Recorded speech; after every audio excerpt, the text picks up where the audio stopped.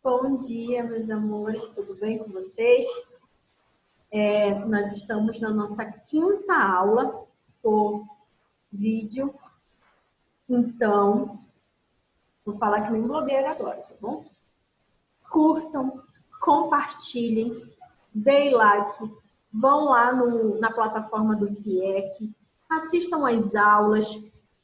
Aquele colega que não está fazendo nada na quarentena, que só está empinando pipa em cima da laje, só no Free Fire, vai lá, olha, saiu a aula nova da tia Carol, do tio Rodrigo, da Isa, do Dudu, vamos assistir. Tirem um tempo do dia de vocês, gente, isso é muito importante.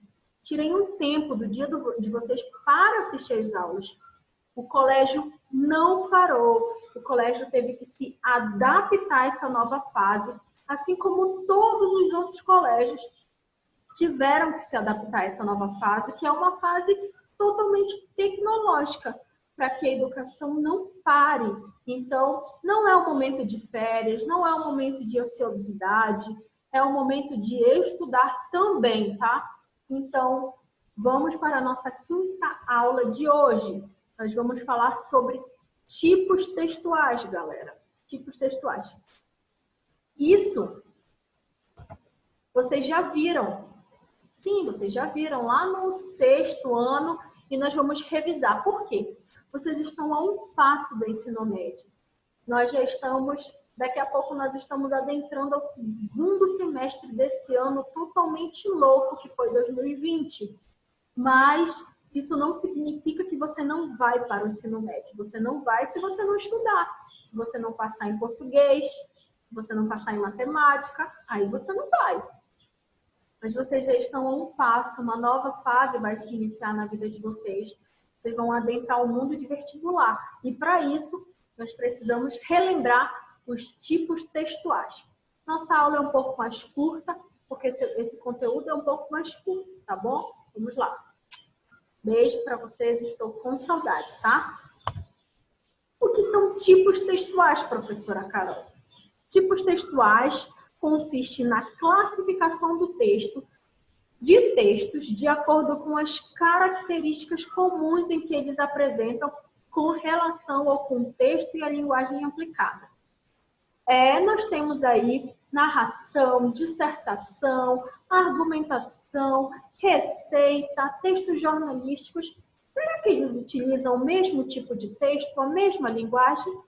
Lógico que não, e é para isso que eu estou aqui, para ensinar e mostrar as características desses tipos textuais para vocês. Para escolher o gênero textual adequado, é necessário considerar a finalidade, função e contexto. Para isso, o primeiro passo é conhecer os gêneros textuais. Vamos lá. Nós temos o gênero narrativo. O gênero narrativo já fala narrar. Narrar é contar uma história, um fato. Por exemplo, tá lá deixa eu ver, o Galvão na frente do CIEC, todo chegando no colégio às 7h15, e aí ele vê um acidente. Dois carros, um vermelho e um preto, se encontram, se chocam na frente do CIEC. Ele chega lá na sala apressado e fala, e conta pra gente o que ele acabou de ver. Primeiro, ele está narrando aquela cena pra gente. E esse é o primeiro gênero textual, que é o texto narrativo. Vamos lá. Os personagens desse texto narrativo constituem seres que participam da narrativa, interagindo com o leitor de acordo com o modo de ser ou de agir. Vocês já ouviram aquela frase, tia, mas esse texto, o narrador é personagem ou ele é observador? Bom, quando o narrador é personagem, ele participa da história, ele é um personagem daquela história. Quando ele é observador, eu estou aqui de fora, narrando aquela cena, narrando aquilo. No acidente, no exemplo que eu dei, que o Galvão viu, ele estava dentro de um dos carros? Não. Ele chegou na sala e ele só narrou a cena. Então, ele é narrador observador ou narrador personagem?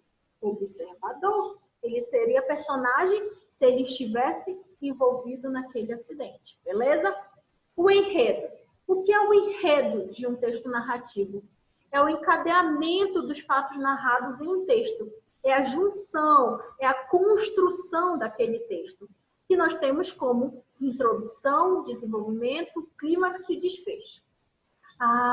Introdução, desenvolvimento e desfecho.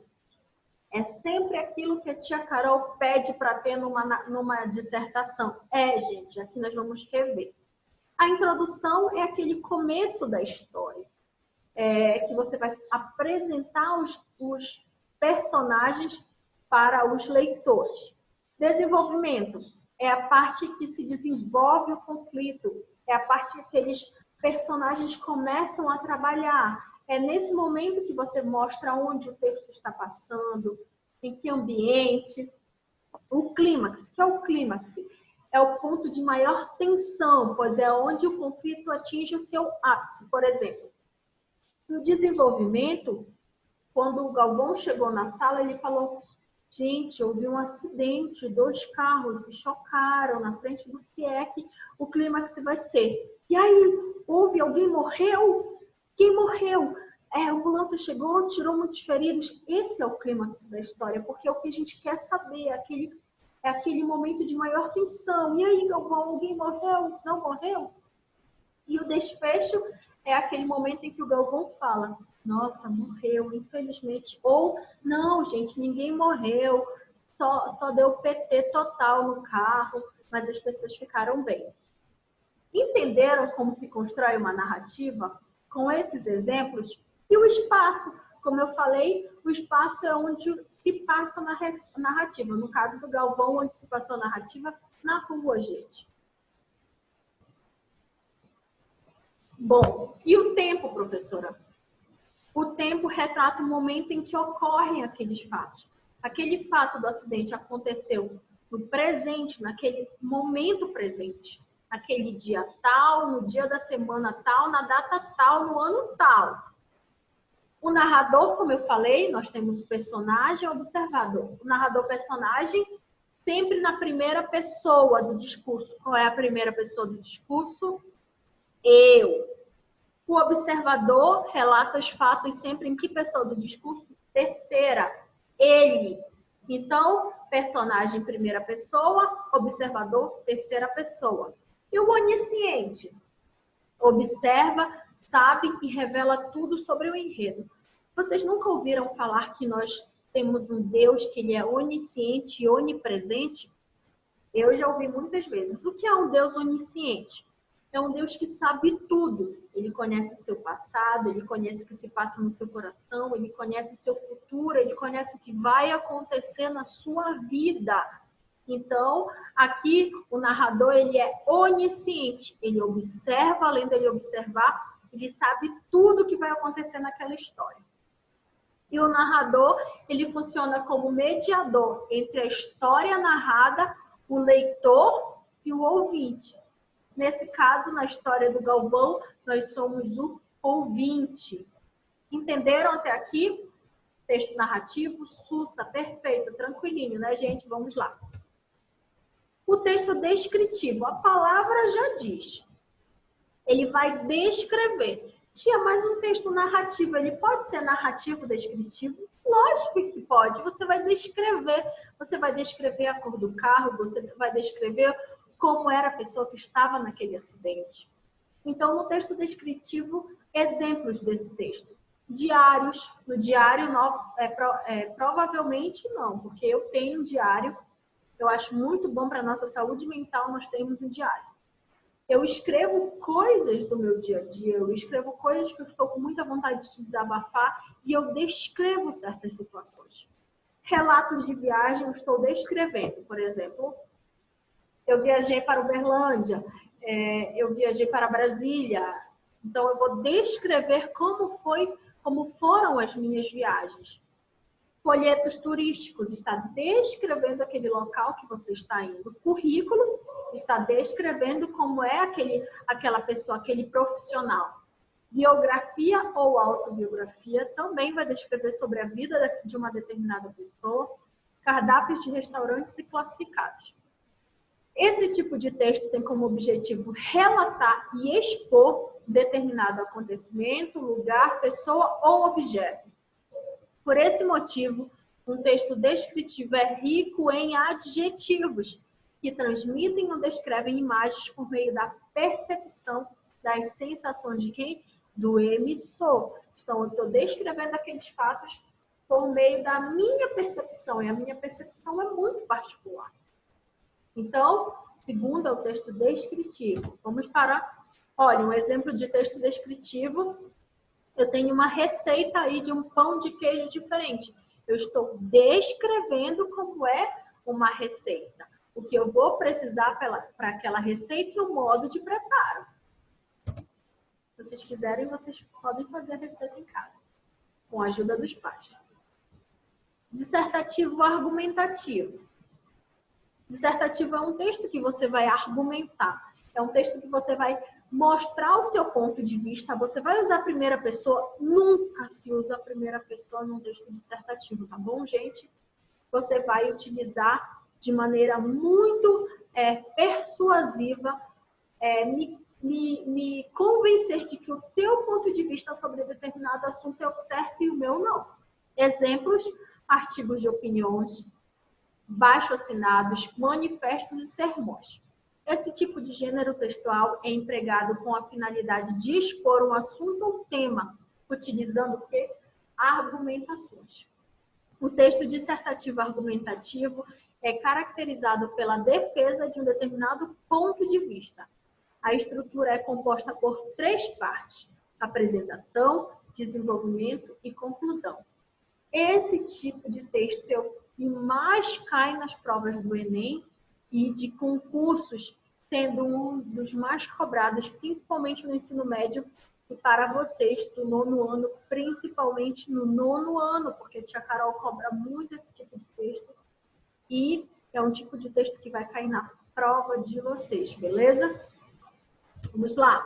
E aí eu trouxe um exemplo desse texto dissertativo argumentativo. Nós temos o padre Antônio Vieira, e, olha, os sermões. Aqui tem vários sermões desse padre. Prosseguindo, o 4 é o texto dissertativo expositivo. Eu vou dissertar, vou escrever sobre algo expondo. Nós temos exemplo de jornais, enciclopédias, resumos escolares, verbetes de um dicionário, verbetes de dicionário, não de um dicionário.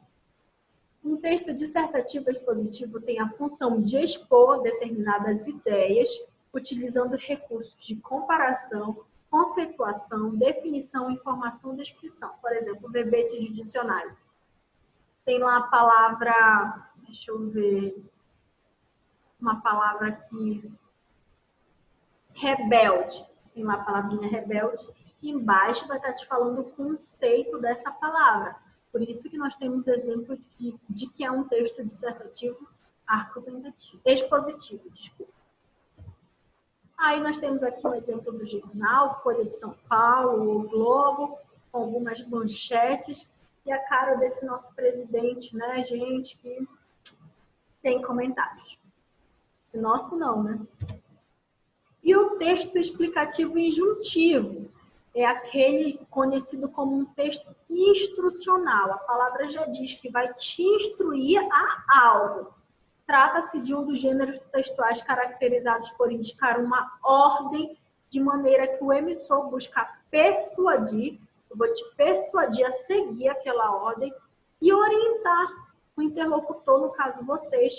Por esse motivo, esses textos geralmente possuem um ou mais verbos no imperativo. Faça, instale, exemplos, receitas culinárias, manuais de instruções e bula de remédio. Olha aqui, eu trouxe para vocês, como nós estamos vivendo numa pandemia, eu trouxe aqui para vocês um modo de se lavar a mão corretamente. Então, esse texto é uma característica de um texto explicativo e injuntivo, porque está te ordenando a fazer tal coisa. Olha, abra a torneira, molhe as mãos com água, depois pegue o sabão, faça uma espuma, esfregue a mão. Depois assim, depois assim, depois assim.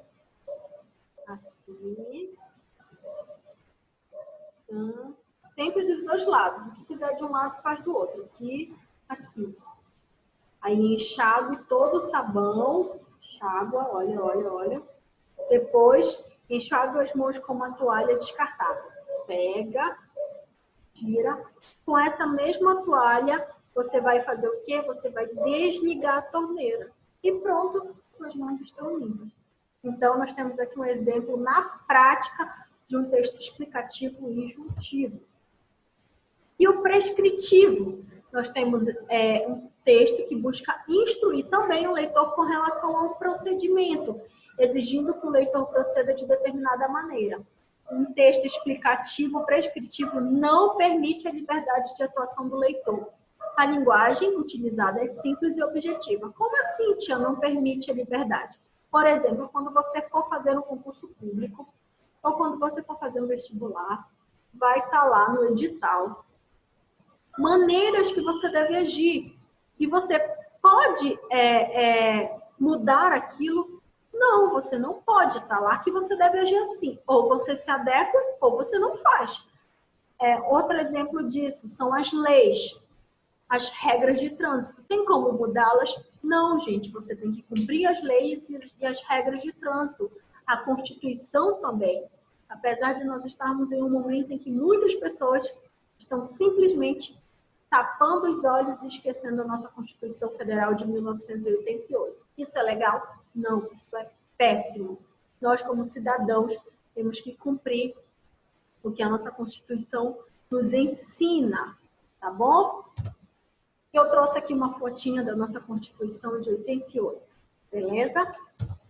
Aqui eu trouxe 3 dicas importantíssimas na hora de vocês construírem o texto dissertativo de vocês. Utilizar sinônimos, para evitar que o texto fique com palavras repetidas, o que torna ele uma leitura cansativa. A regra básica é fazer o uso dos sinônimos. Desde o 6º ano eu venho ensinando para vocês sobre como usar os sinônimos, como conhecer novas palavras, ou seja, palavras diferentes, mas que possuem o mesmo sentido. Evitar palavras muito difíceis. Às vezes, na hora de construir uma dissertação, tem alunos meus que vão no Google, Ctrl+C, Ctrl+V. Nem conhecem o significado daquela palavra direito, mas para impressionar o professor, ele acaba colocando. Então, evite esse tipo de palavras. Por mais que uma palavra pareça bonita, ela jamais deverá ser utilizada quando quem está escrevendo não sabe o significado exato dela. Isso pode prejudicar a compreensão e a interpretação do leitor. Ter o hábito de leitura. Isso é muito importante para a vida de vocês. É fato que para escrever bem é preciso o quê? Terminem aí. Ler mais, gente. Ler bem. O simples hábito de ler diariamente proporciona as seguintes vantagens. Primeira, enriquece o vocabulário. É lógico que quem lê muito fala muito bem, conhece palavras diferentes, conhece palavras novas e muitos sinônimos. Favorece uma rápida construção de frases e parágrafos, tornando os textos objetivos e coerentes. Aprimora o poder de comunicação, melhora a escrita como um todo, incluindo a aplicação das regras de português, que é muito importante, gramática principalmente. Evita o chamado e terminido branco, por exemplo. Na hora que você está escrevendo, meu Deus, quem eu ouço falar muito? Gabriel. Tia, me deu um branco! Não sei o que colocar. Gabriel e o Eduardo e o Gabriel também adoram falar que tiveram um branco, né, galerinha? Mas por que acontece esse branco, gente? Porque vocês não têm muita leitura, vocês não têm o costume de ler muito. Então, na hora de escrever, vocês não conseguem formular frases inteiras e parágrafos e colocar no papel. Pouco conhecimento, pouca escrita. Muito conhecimento, muita escrita. Evitar o chamado, já falei, favorece as atividades cerebrais, principalmente aquelas relacionadas à memória, aprendizado e criatividade. Aumenta o conhecimento, proporciona maior facilidade para a argumentação de ideias e fatos. Estimula a capacidade de concentração. O recomendado é ler no mínimo 2 livros por mês. estabelecendo o número de páginas diário como uma meta. Depois de conhecer os gêneros textuais e saber como melhorar a habilidade de escrever, basta colocar essas dicas em prática e ver magníficos resultados para a sua vida. Eu nunca tive dificuldade em relação à leitura, porque eu sempre fui uma menina que leu muito. Eu vim de um colégio público e como colégios públicos, em sua maioria, infelizmente no Brasil, nós não temos estruturas adequadas. Então, como as minhas primas estudavam em colégio particular, eu sempre pedia para elas emprestarem um livro e aí elas me traziam. Então, eu não tinha tempo. Eu devorava aquele livro, lia muito rápido e já entregava e pedia para ela trazer outro. Por quê? Eu não tinha acesso a bibliotecas excelentes. E na minha época não tinha internet, não tinha esse meio tecnológico. Sim, gente, eu já sou velha. Não tenho cara, mas já sou. Bom, então, depois de adulta, eu dei uma pausa na leitura por conta da universidade, o que também não é desculpa, tá, gente? E aí, eu comecei a ler sobre leitura. E eu desenvolvi na minha vida, como leitora, como professora, que quando eu pegar um livro para ler, eu tenho que ler 10 páginas daquele livro por dia. Nunca menos. E também terminar aquele capítulo. Eu acho que eu tenho toque, gente. Eu não consigo fechar um livro antes de terminar aquele capítulo. Eu fico agoniada, fico com aquilo na minha cabeça.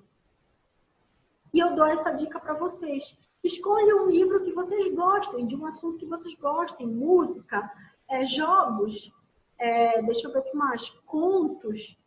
Não sei, um assunto que seja prazeroso para vocês lerem. E coloquem isso em prática, comecem a praticar isso. Vocês vão entender que vocês vão aprimorar, não. Deixa eu ver qual é a palavra. Vocês vão acender essa vela, esse gosto pela leitura vai nascer dentro do coração de vocês. Vocês nunca mais vão ser as mesmas pessoas. Lembre-se, gente, quem ler mais é mais crítico. A mente se expande, não tem aquela mente fechada, não é retrógrado. Então, o meu conselho como professora e como amiga de vocês, de muitos de vocês, leiam bastante, tá bom? E por isso que eu estou passando resenhas. O que é resenha? Eu coloco a música, você vai dar o ponto de vista de forma crítica sobre aquele assunto. A nossa última aula, que é a aula 4, eu coloquei a música Eminência Parda e pedi para vocês fazerem uma resenha sobre ela. Espero que vocês tenham feito, espero que vocês tenham gostado da música. Prestem atenção no que ela está dizendo, prestem atenção no que ela está pregando, no vídeo, no todo o contexto da história. E a atividade de vocês, como em todas as aulas tem, lógico, eu quero que vocês façam uma redação. O tema é os estereótipos na mídia